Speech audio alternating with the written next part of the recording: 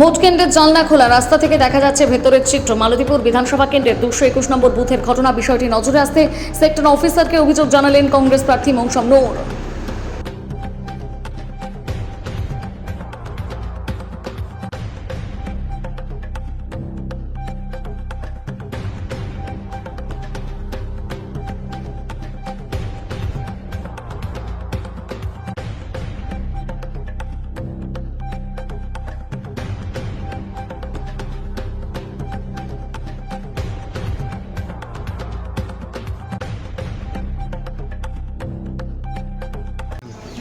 আমরা এখন মহারাজপুরে আছি। 221-22 নম্বর বুথের পোলিং যেখানে হচ্ছে ওখানে এসেছি। এখানে আমরা দেখলাম যে একটা জায়গায় 221 নম্বর বুথের যেখানে পোলিং হচ্ছে, নিয়ম হচ্ছে সব জানলাগুলো বন্ধ থাকে, কিন্তু এখানে একটা জানলা খোলা আছে।